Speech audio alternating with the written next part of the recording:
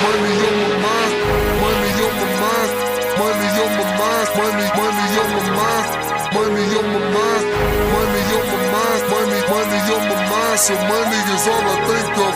Money on my mind, money on my mind, money on my mind, money on my mind, money on. Alrighty, guys, we are back once again. Guess who's back?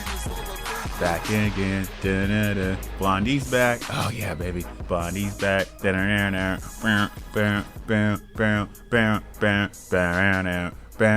Yep, you guys, I got the energy today. Welcome. If you're tuning in, thank you so much. You are tuned in. You are tapped in to Financial State of Minds. This is your boy, Blondie himself, Mr. Finance himself, the money man himself, Darrin Harvey. Thank you for tuning in to Financial State of Minds, the show where I help you get to the bag, manage that bag, and grow that bag as best as possible as I teach you personal finances and all things money. You're listening to KGPC 96.9 FM.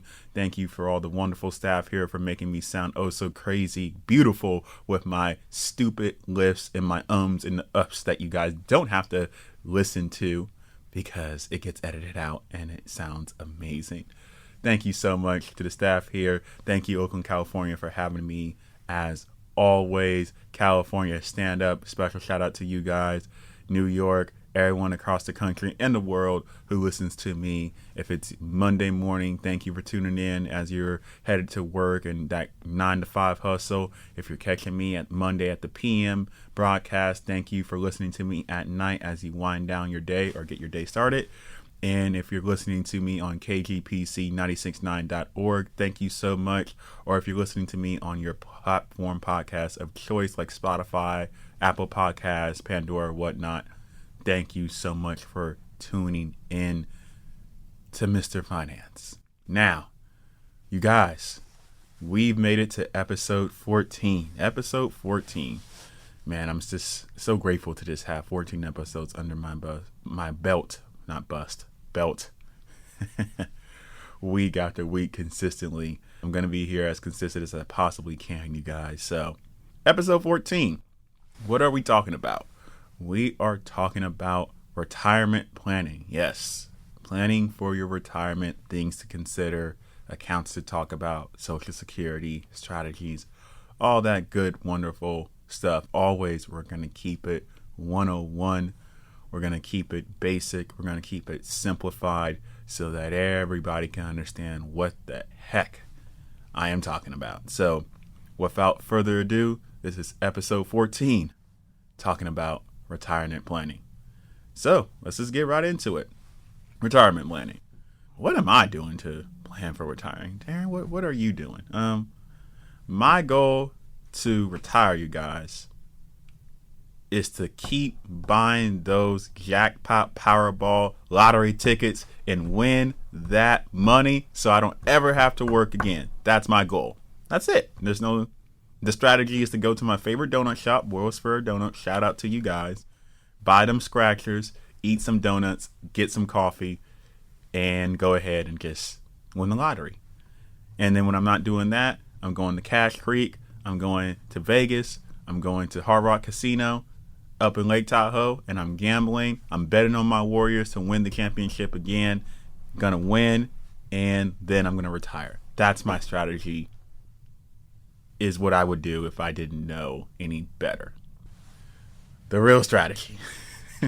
The real strategy. What am I really doing? I'm working my butt off. Of course. Okay, Darrin, we know that. You say that episode. What are you really doing, Darrin? Stop delaying it. I'm investing. I have a 401k with 5 figures inside of it, thankfully. I am also planning on opening up what is called a Roth IRA and a SEP ROA, which I am going to explain what those are in a bit. And I'm going to throw all the extra money that I'm saving from my multiple streams of income, and I'm just going to throw it in there. That's actually in my goals that I wrote down for 2023. Yes, I've already written some goals down for 2023.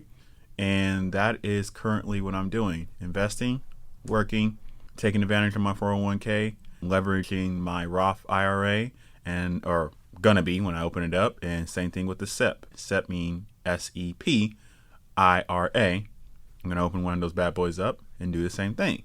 That's my strategies. There's more strategies I'm doing or I'm going to maintain. I'm going to talk about that towards the end of episodes where I really explain strategies on retirement planning, stuff like that. But that's what I'm doing. Now, it's time for everyone's favorite part, every section of my episodes.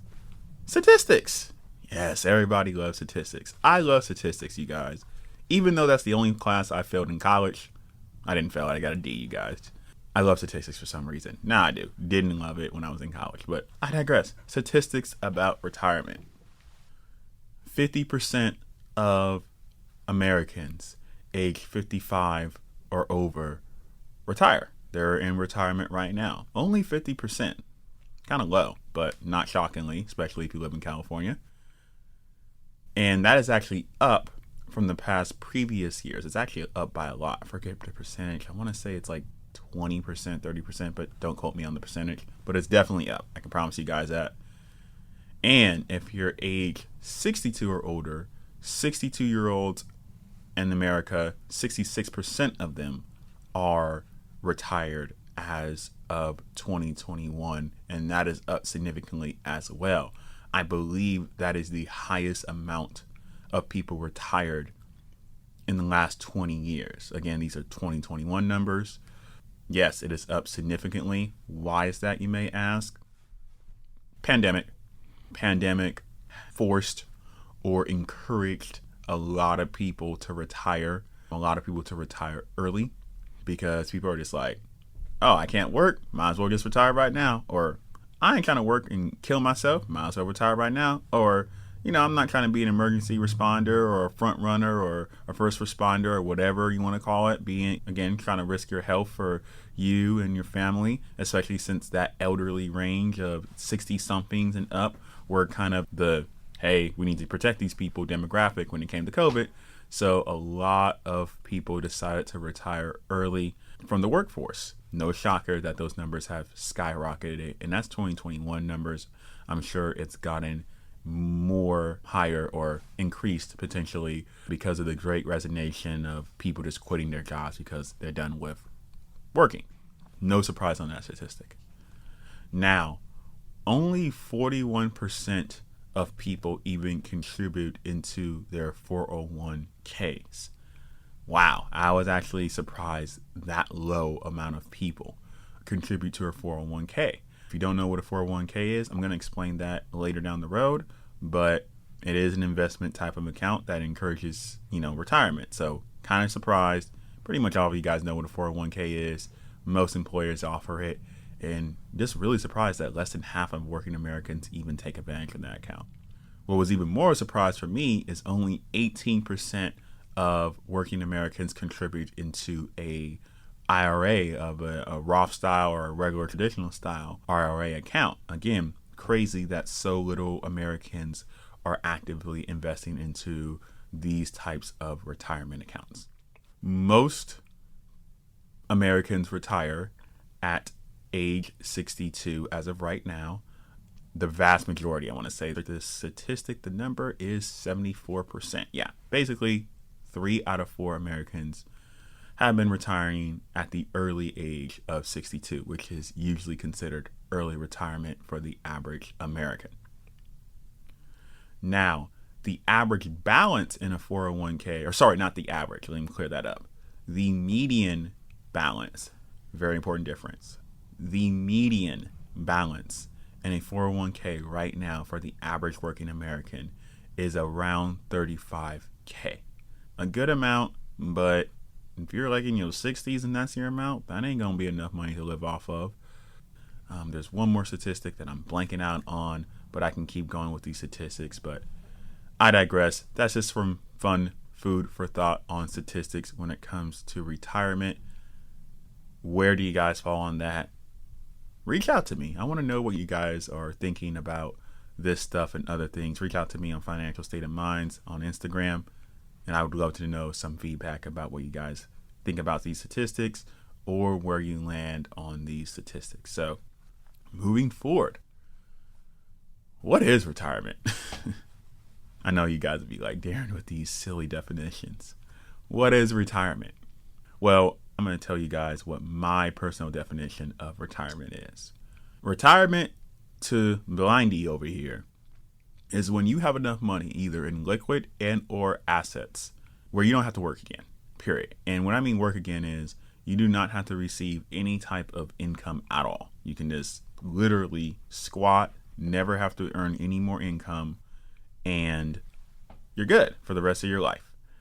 I'll go ahead, and I know because that's kind of insane for most people, I would go ahead and say most people consider retirement when they do not have to work an active, full-time, 9-to-5 traditional job anymore, or a self-employed 9-to-5 job anymore. I'll go ahead and accept that definition for you guys right there. But retirement to me, again, is when you no longer have to work an active 9-to-5 job, and therefore it's been replaced by a passive form of income. That's my personal definition of retirement. Now, what is early retirement? Early retirement is the same thing, but you retire before your full retirement age, which for most of you guys is going to be 66 or 67, or all of you guys is going to be 66 or 67.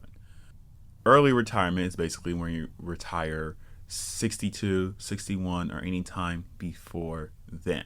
But that same definition that I have for retirement, just apply it for early retirement and you got it. But just to make it clear, early retirement is when you have enough money, you're not actively working a full-time job, and you've done it before the age of 62. That is early retirement to me. Now, how do you calculate how much money you need in order to retire? I'm going to use myself for an example for this. So let me guys give you the definition, how you do it. You, listener, need to calculate what your expenses is going to be for the amount of years you're going to be retired, and then you multiply that by the year. So let's just take me for an example. My expenses are $5,000 a month right now. That includes my mortgage. That does not include a car. That includes all my expenses, like overhead for my businesses, everything. It's about $5,000, but you guys get the point. $5,000 for my expenses. 5,000 times 12, because that's 5,000 a month. 5,000 times 12 for 12 months is $60,000. I spend, give or take, $60,000 a year. Now, for me, guys, I want to retire early. I've stated it before, but for the new listeners and those who need a refresher, my goal is to retire in 18 years, aka by age 50, because I'm 32 right now. Let's just say my life expectancy is going to be 85 and I retire by 50. That means that's 35 years I need to calculate on money that I need for retirement. 60,000, if you multiply that by 35, equals $2.1 million. So the direct answer, how much money does Darrin need to retire by age 50, is $2.1 million. And I want to put an asterisk on that number because that does not include inflation and that does not include taxes. But it's one, a good starting place, and two, that does not also include expenses that will not exist 30 years from now, 40 years from now, 50 years from now. And that's some strategy that I'm going to talk about again later in the episode. But again, just to keep things simple, Blindy over here needs $2.1 million to retire if I want to retire by age 50. That's not counting all the money I need until I get to that age, but I digress. So that is how much money I need to retire, and that's how you can get a, relatively good estimate of how much money you, the listener right now, needs to have before they retire. So, what are retirement accounts? What are those, as they say? Retirement accounts are essentially tax advantage investment accounts encouraged or set up by the government and provided by the brokers being Fidelity, Vanguard, Robinhood, and so, etc., where you can invest your money for the sole purpose of retirement, and the account itself incentivizes you to keep your money in there for retirement. You invest your money into the retirement account, you either get some type of tax advantage, whether it's tax deferred or tax free, and I'll explain what those means in a second. And then you can pull out your money, or you should pull out your money, by at least the age of 50 and a half. And then you will reap the tax benefits of investing that money in these accounts. Again, to summarize and just make it streamlined, a retirement account is any account where you can invest your money in there. It will grow tax deferred or tax free, and then you can withdraw the money at age 50 and a half at least. And if you withdraw it earlier, you guys, you will be deemed usually a 10% fee for withdrawing it earlier. Those are retirement accounts. Now, what are these retirement accounts? Exactly what are they? Name them, Darrin. All right, cool. Rapid fire, go. 401ks, Roth IRAs, Roth 401ks, 403b plans. Okay, I'm going too fast, you guys. I know it, so let me slow down.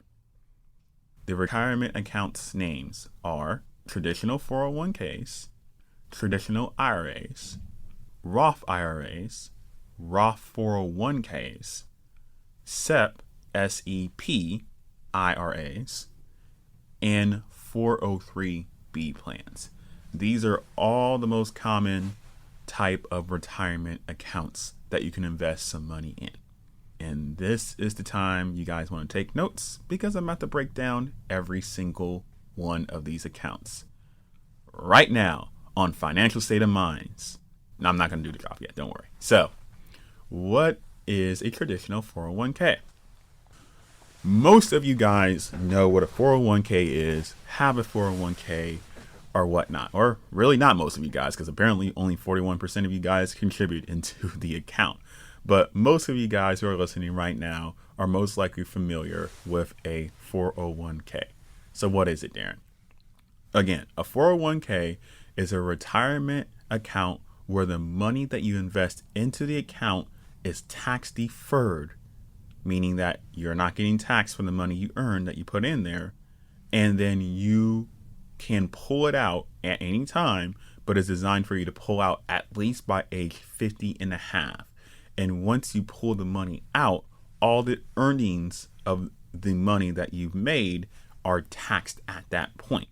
So again, to simplify it, a traditional 401k is a tax advantage retirement account where you invest money in, the earnings from that investment are tax deferred, and you can pull the money out at age 50 and a half, and then you are taxed at that point at age 59 and a half.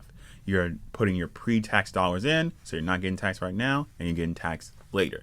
If you pull the money out before age 50 and a half, you are hit with a penalty fee. So what are some of the other features of the traditional 401k? Well, listener, you can invest up to $20,000 a year into a 401k until you're age 50. And then once you're age 50, you can invest an additional $6,000 for a grand total of $26,000 per year if you're 50 or older. Again, another thing is, if you pull out earlier, then you're going to get hit with a 10% fee. But sometimes, for some accounts, check with your broker, check with the account, check with your specialist. If you pull it out for a house, where like a down payment most likely, first-time homeowner down payment, they will actually waive that 10% fee. That's a cool thing about it. Another thing about 401ks is that you are limited to the way you can invest your money.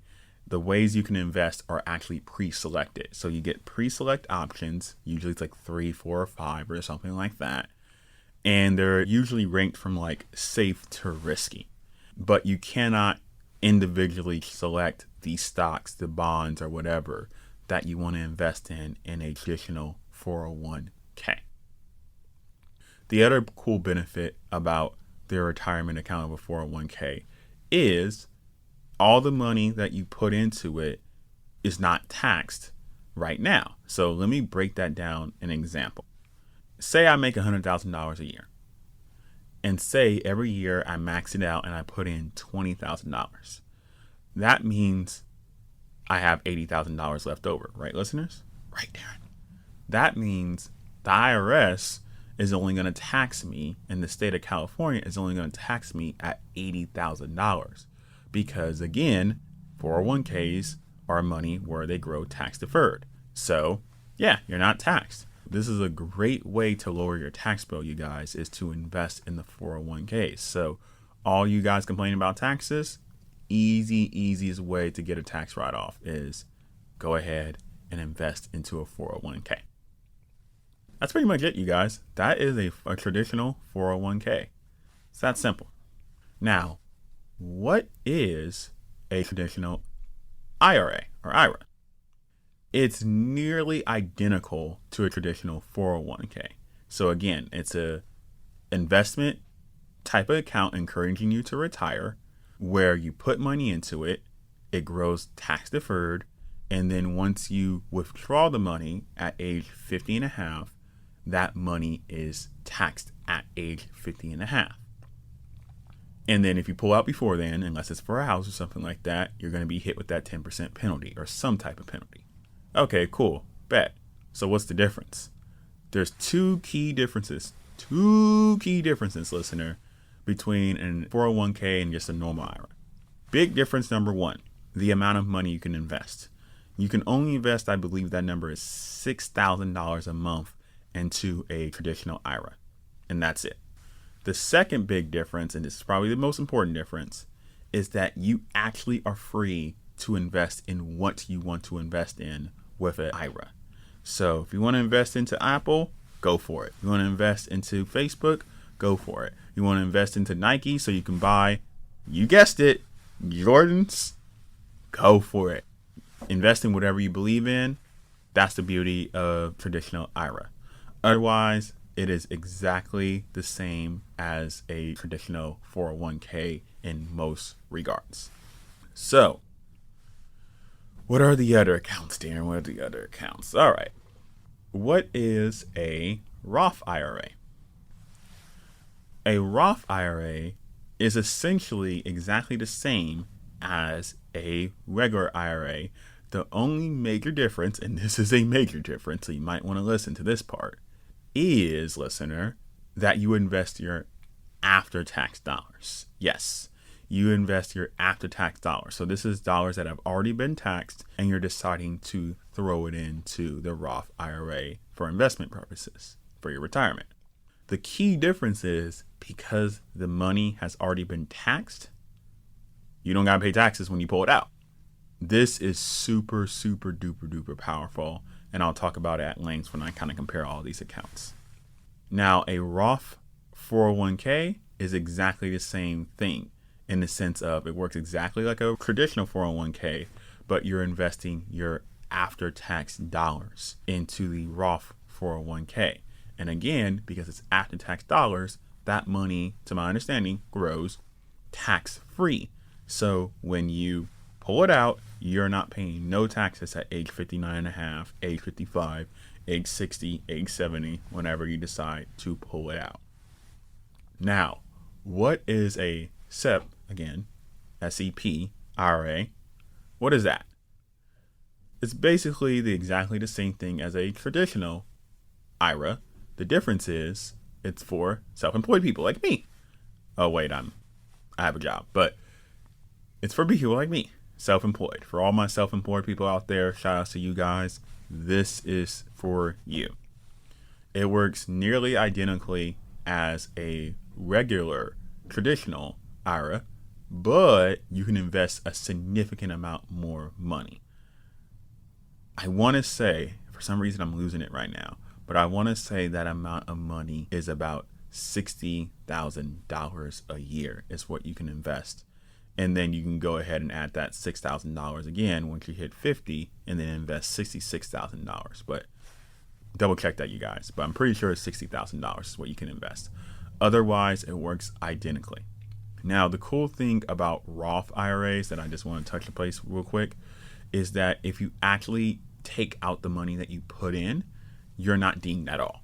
You are not dinged for the initial money that you put in or the money that is the principal. You are dinged, however, if you pull out any of the money you earned. So what do I mean by that, Darrin? Well, let me explain. Say you open it up and again, you just want to max it out in the first year. So you maxed out, you put $6,000 in your Roth IRA. Year 2 rolls, let's just say you got a 10% earning, so you earn $600. If you just pull out the entire $6,000 or even $3,000, you're not going to get penalized. But if you pull out $6,100, you're going to get penalized the $100 because you pulled out some of your earnings. That's where you get hit. That is one of the cool things about a Roth IRA, and that's another reason why I'm going to open one, you guys, personally. But back to just explaining what these things are. The last one is going to be the 403B plan. So what one is that one? That's the one that no one's ever heard of. No one knows what the heck that is, except for your teacher. Shout out to all my teachers. You guys know what it is. Shout out to all the people who work in nonprofits or government agencies. You guys know what it is. Why am I saying that, you guys? Because that's who it's for. A 403B plan is almost essentially the exact same thing as a 401 or traditional 401 account. The difference is it's geared for nonprofits and people who work at government entities or agencies. So school teachers, social workers, the radio station I'm at right now, since that's part of a school, a lot of these workers get offered 403 plans. The only real difference between a 401(k) and a 401 is that if you work at the place that is offering the 403B plan for about 5 years, you'll be able to add an additional $3,000, I believe is the number, a year to that amount. So basically, you can invest more and take advantage of the account more. So, you guys, that is the breakdown of all of the retirement accounts. Kind of give you my take on what I feel is the best one, what I feel you guys should do, whatever. So, real quick take. Like I told you guys in the beginning episode, I'm getting myself Roth IRAs. I'm getting myself a SEP IRA. It's really specific to you guys, so it's hard to say you listeners should get this. But I like the idea of just paying my taxes on the money now, so all the earnings on the taxes grow tax-free. And then when I pull it out, I don't have to worry about taxes. But ultimately, this is how you should look at it. If you know for a fact, or you really feel you're planning on the fact that you are not going to be having a high income during those retirement years, those 60, age 60, age 70 and up, then go ahead and get a 401(k) and get those taxes deferred until you're in your 60s. Because you may be over here balling out of control, making $150K, $250K, even more, and you're going to be paying crazy taxes right now. So go ahead and get that deferred, and then maybe when you're retired, you're only making $50K. Maybe your only income is your Social Security, or maybe your only income is your Social Security with a small pension or assets paying you out or something like that. You're going to be making less money when you're older, so go ahead and get those taxes deferred. You're going to pay less on your taxes. There you go. That's what I would do if that's your mindset. If your mindset's like me, where it's just like, Darrin, I plan on making heck of money when I'm 50, 60 years old. I just want to be collecting checks left and right, just throwing money away, just doing crazy, stupid stuff when I'm in retirement age, then I would definitely consider going the Roth IRA, the Roth 401(k) route, and investing your after-tax dollars in. So you just get it taxed right now when you're making a lower income. And just when you pull it out, there's no taxes. You ain't got to worry about nothing. It's great. That's the route I'm going, especially since I've never heard of taxes going down. Never. Anyone? DM me if anyone's ever heard of taxes going down. For the most part, especially in California, it doesn't happen. Taxes usually only go up, so might as well pay the taxes now because they're going to be lower now. And then when I want to pull it out when I'm old and I have gray hair, then I will be good. I don't have to worry about the taxes.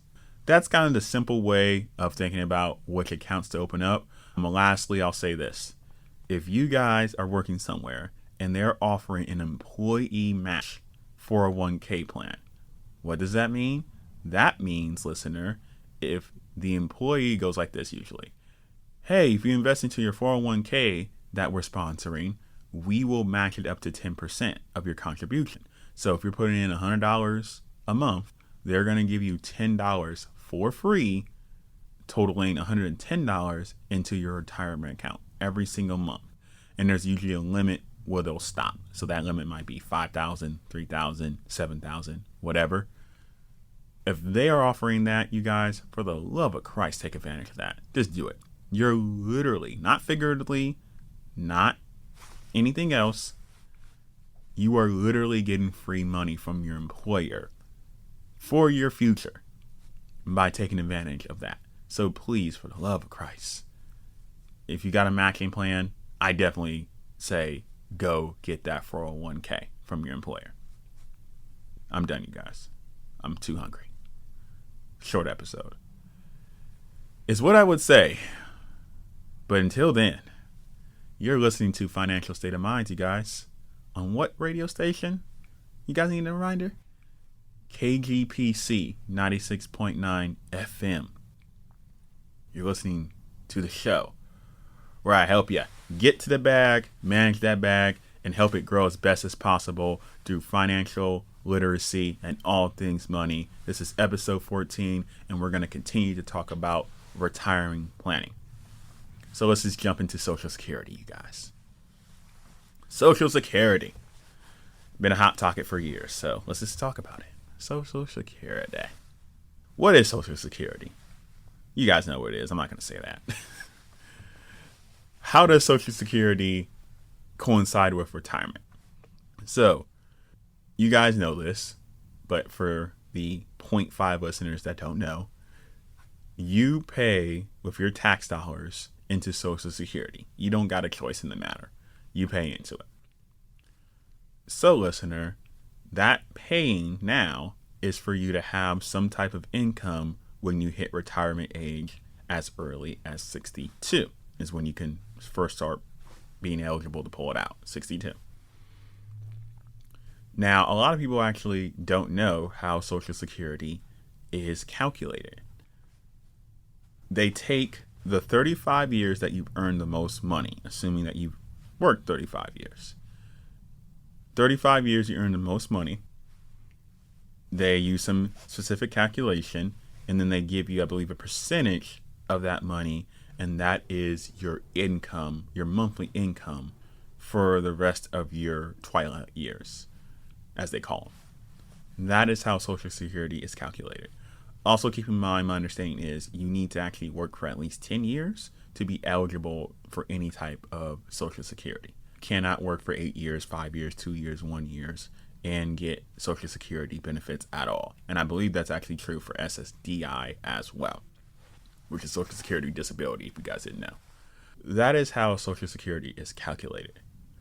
Now, there are some terms. I'm not sure if you guys know this. I should have started with this. If you guys haven't already, please create a My Social Security account. I believe it's on www.ssa.gov. I believe that's the website, but just Google My Social Security. Make sure there's a .gov at the end of the website, and that's going to be the website you go to. If you have not already, create an account. You're able to see your Social Security statement, and a lot of these terms that I'm going to be throwing out here in these calculations can be viewed on that statement right there. But I'm here to kind of break it down so you guys understand what some of these terms means and how they're getting to these numbers and these ages and stuff like that.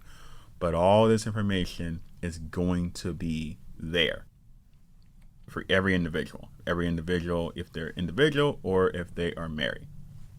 Just want to throw that out there. Let me continue. What does PIA stand for when you look at that statement? That stands for primary insurance amount.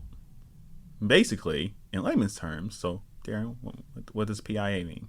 It's basically the dollar amount, you guys. That's the exact dollar amount you guys are going to get per month, guys, retiring. So you can actually see that number hopefully grow over the years if you're like my age and you see that number go up, is the goal. I hope it doesn't go down. It shouldn't happen, you guys. Shouldn't happen. What does FRA stand for?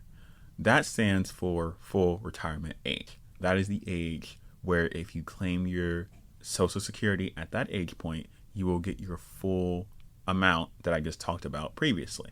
Say that amount is $3,000 a month and your age is 67, then that's the amount you would get if you retire at 67. So you can retire earlier and pull from Social Security, and you can retire later and pull from Social Security. Retiring at age 62 is the earliest age you can pull from Social Security. That is what Social Security deems as early retirement. That's why I got the number 62 from. And then age 70 is the last year you should be pulling from Social Security. And there is a difference. So a big question that gets asked all the time is, what is the differences between retiring at early retirement and later in like year 70 of retirement? There are some key differences, you guys. So when you retire at your full retirement age of 66 or 67, you'll get the full amount like I explained earlier. If you retire at 62 or earlier than your full retirement age, then they're going to knock off a percentage of that monthly amount. If you retire at 62, I believe you literally are going to get 20% less money. 20% of $30,000. Oh my God, I am messing up. I believe it's knocking off about $500 a month. You would get $2,500 a month if I'm doing that math correctly. If I'm not, I apologize, listeners. Haven't had enough coffee today.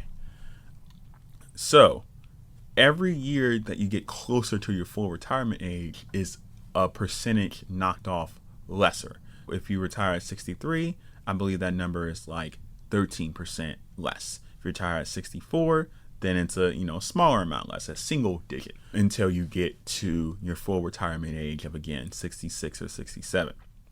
Now, if you do not decide to draw from your Social Security at your full retirement age, and say you decide to do it at age 70, you get a percentage amount more on top of your full retirement amount of money that you're owed, or your PIA. It works like this. For every year you delay your retirement until age 70, you will get 8% more money. 8% more money every single year. So if your retirement age is 66 and you retire at 67 and that amount was $3,000, then you'll get a little bit less than $300 extra a month. But if you do 68, then it's 8% on top of that for a total of 16%. Then again, add another one for 69, and then another 8% for 70. And if your retirement age is 67, then this is only 8% 3 times over. So if you're 67, which is my retirement age, and you hold off until 70, you would get 24% more money than you should, or you would get if you retired at your full retirement age. And for me, it's 67. Does that mean automatically, oh, Darrin, I should, retire at age 70 because I'm going to get more money? Not necessarily, listener, because everybody's situation is different. Retirement planning is actually simple to understand, complicated to implement, because there's so many factors to consider when you want to retire. I'm just going to list a few of them, but there's a whole laundry list of factors you need to consider. So obviously, if you're married or not will be a determining factor. If you've been divorced, basically your marital status, that's a factor. Do you have any kids or children, especially if they're minors still? That is a big factor. What is your health looking like? What is your life expectancy looking like? If you have like a terminal disease, you may need to retire early because you just can't work, which leads into employment. Are you still employed? How's that looking? Do you like working still? Do you just want to call it a day, call it a life? There are many factors, again, that you need to consider before you decide to retire. Personally, my father retired early at 62. Why? Because he had Alzheimer's. So, of course, it made sense for him to retire early. He couldn't work, so he needed that income. But I'm pretty sure if my father was healthy, still alive, had working kidneys, everything jogging all over the place, then he probably would have held off until 70. But that wasn't the most sense for his situation. Your situation is going to be different, so you should be thinking of it that way.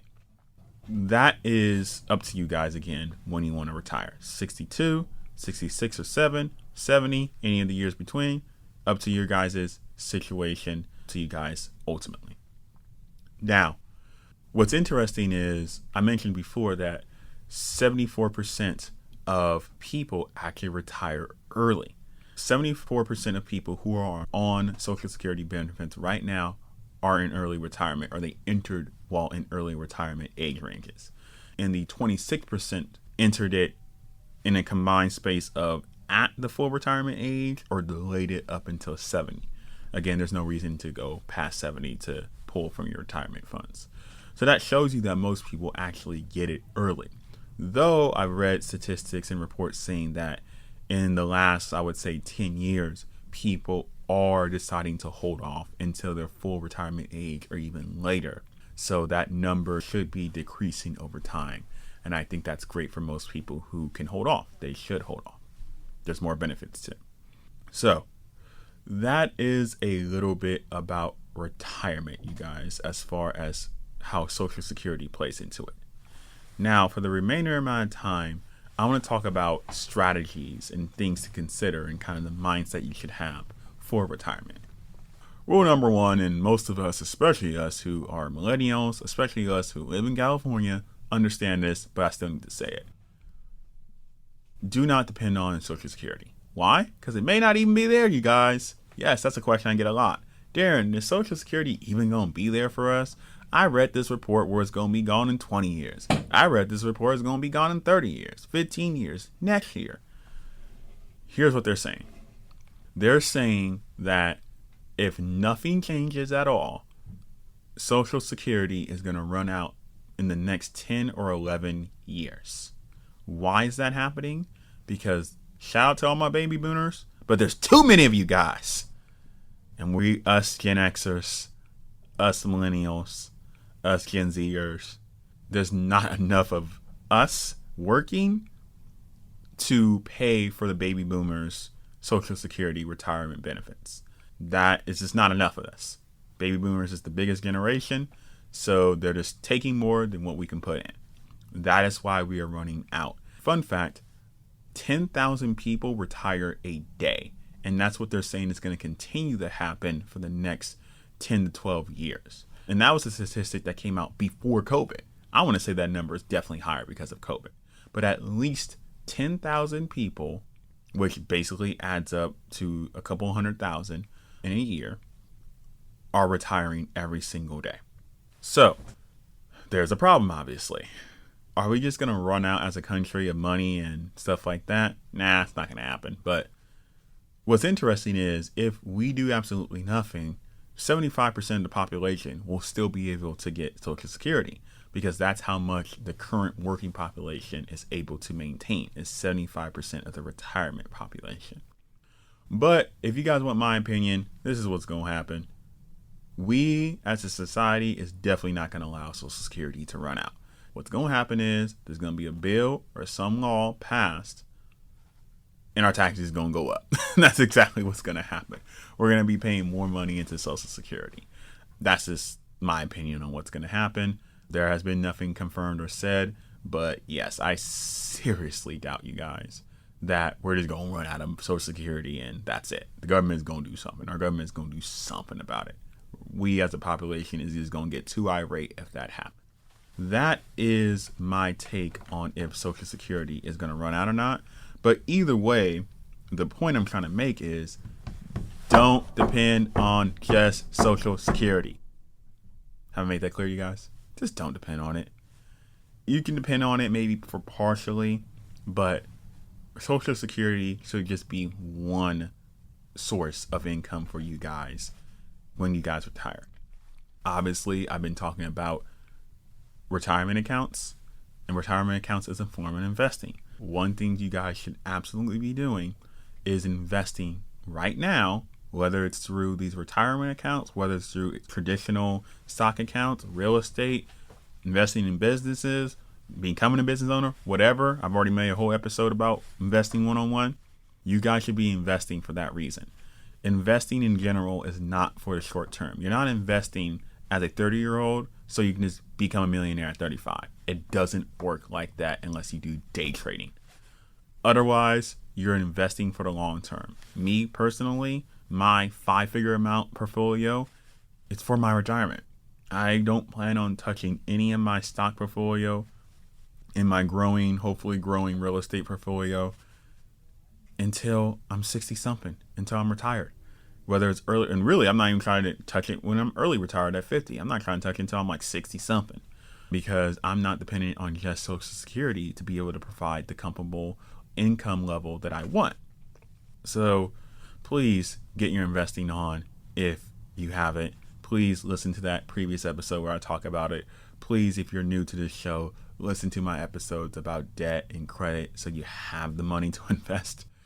So yes, investing should be one thing you're considering when you are thinking about retirement planning. Another thing to consider is your expenses. So I talked about it. How much money do you need to retire is based off your expenses and how much you're going to spend, not how much money you need to make. One thing I kind of hinted at is your expenses should change as you get older. The goal should be your expenses should get lower, hopefully significantly lower as you get older. So understand this. Again, let's take Blindy over here for an example. As I've said many times in this episode and previous episodes, my expenses is around $5,000. Now, half of that, literally half of that, is my mortgage. So if I pay down my mortgage completely, which would be in 30 years, or 28 years exactly, because I refinanced 2 years ago, when I'm 60 years old, my mortgage should be gone on this house. It should be completely zero. My expenses would go, assuming everything else is the same, my expenses would go from $5,000 to about $2,500. That's only my expenses. Yeah, like I can probably just be cool off of Social Security at that point if I manage to pay off my house. That is the beauty of home ownership and not renting. Another thing that people don't consider is their debt. So I'm not trying to die with debt, you guys. That's just a pride thing. I mean, there's nothing wrong with dying with debt as long as it doesn't pass into your loved ones. I'm not trying to leave this world debt-ridden. My goal is to pay off all my debt before retirement and become debt-free. Most of my debt is already paid off, but it needs to be completely paid off by the age of 50. Why is that important? Because even if you don't care about dying with debt, you still have to pay. You still have to pay until you die. That's an expense. If you have a credit card bill budget for like $200, $300, $500, you're going to need to pay that off. Consider that when you are planning for retirement. Really keeping it simple, and I can keep going with this, but my producer's always waving their hand like, Darrin, finish already. Finish. You're giving too much game. I get it. I'll finish. Become as debt-free as possible. Lower your expenses for your older age so you can just be comfortable on Social Security if you have to, and your investments if you have to, because you guys shouldn't be working unless it's something you guys want to do. That is the main point of strategy when it comes to retirement. That is it, you guys, for today. I know I gave you guys a lot of good info, but it's important that we talk about retirement. It's your boy, P. Bondi. I'm getting out of here. I'm getting kicked out the radio station for talking too long. Thank you guys for tuning in to me at Financial State of Minds, the show where I help you get to the bag, manage that bag, and grow that bag as best as possible through financial literacy. I am out of here. I'm hungry anyways. I need my chicken sandwich like I always get on Thursday. Thank you guys for tuning in, and tune in next time. Same bat time, same bat channel, 9 a.m. Mondays, 9 p.m. Mondays if you miss it, and on kgpc96.9.org on the Afterplay or your favorite podcasting platform of choice. I'm out of here, guys. Peace, kings and queens. So money is all I think of. Money on my mind, money on my mind, money on my mind, money on my mind, money on my mind, money